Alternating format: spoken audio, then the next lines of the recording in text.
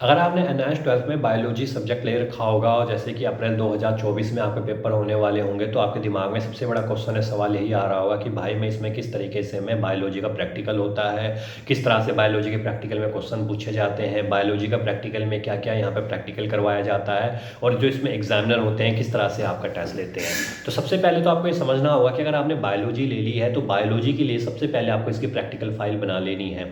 इसकी practical file इसलिए important हो जाती है क्योंकि जो एग्जामिनर होते हैं सबसे पहले वो आपकी प्रैक्टिकल फाइल को चेक करते हैं। अगर प्रैक्टिकल फाइल आपने अच्छी बना रखी होगी तो 50% यहाँ पे आपका काम हो जाता है, बाकी 50% क्या होगा उसके बारे में हम आगे डिस्कस करते हैं। तो प्रैक्टिकल फाइल अच्छी तरीके से बना लीजिए। उसके बाद जब यहाँ पर आप प्रैक्टिकल देने के लिए जाते हो सबसे पहले आपका एडमिट कार्ड जारी होता है जो भी प्रैक्टिकल का। अगर आपने यहाँ पे बायोलॉजी ले रखी होगी तो फिजिक्स भी आपके पास होगी और केमिस्ट्री भी आपके पास होगी, तो तीनों का प्रैक्टिकल तो आपका होगा ही होगा।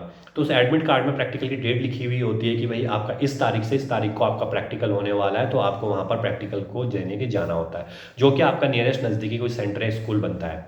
जब वहाँ पर आप जाते हैं तो सबसे पहले आपका आईडी कार्ड चेक होता है, आपका एडमिट कार्ड चेक होता है। उसके बाद फिर आप अपनी प्रैक्टिकल फाइल, जो एग्जामिनर होता है वो आपको प्रैक्टिकल फाइल आपसे रिसीव करता है। वो आपकी प्रैक्टिकल फाइल को चेक करेगा, उसमें आपका एनरोलमेंट नंबर लिखा होना चाहिए और आपका नाम लिखा होना चाहिए। तो उसके बाद वो आपसे सिग्नेचर जरूर करवाता है। तो वहाँ पे जहाँ पे आपकी अटेंडेंस सीट होगी, जहाँ पे लिखा होगा आपकी फोटो, आपकी बायोलॉजी और आपका एनरोलमेंट नंबर, वहाँ पे आपने सिग्नेचर जरूर करना है। अगर आपने वहाँ पे सिग्नेचर नहीं किया तो इस केस में क्या होगा कि आपका प्रैक्टिकल नहीं माना जाएगा। जैसे कि बहुत सारे स्टूडेंट्स हमसे कहते हैं कि वो प्रैक्टिकल में एब्सेंट आ गई, अब उनको क्या करना चाहिए।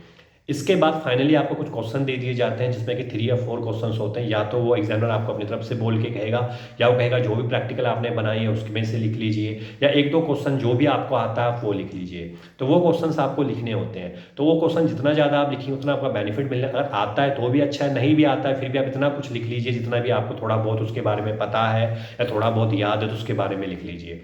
बस फाइनलाइज ये होता है। इस फाइनलाइज करने के बाद जो प्रैक्टिकल के फुल मार्क्स है वो आपको मिल जाते हैं यहाँ पर। बस यही आपका बायोलॉजी का प्रैक्टिकल होता है। प्रैक्टिकल होने के चांसेस ज़्यादा कम होते हैं जिसमें कि आपको एक्सपेरिमेंट करके दिखाना हो, ऐसा कुछ नहीं होने वाला। डायरेक्ट आपका एक थ्योरी का एग्जाम होगा। कुछ आपके क्वेश्चन एग्जामिनर बाय चांस कोई वाइवा पूछ ले तो आपसे वाइवा पूछ लेगा, जितना भी आपको नॉलेज होगी उसका अगर आप जवाब दे देंगे तो आपका बायोलॉजी का प्रैक्टिकल बहुत अच्छा होगा और आपको बहुत अच्छे नंबर यहाँ पे मिलने वाले हैं।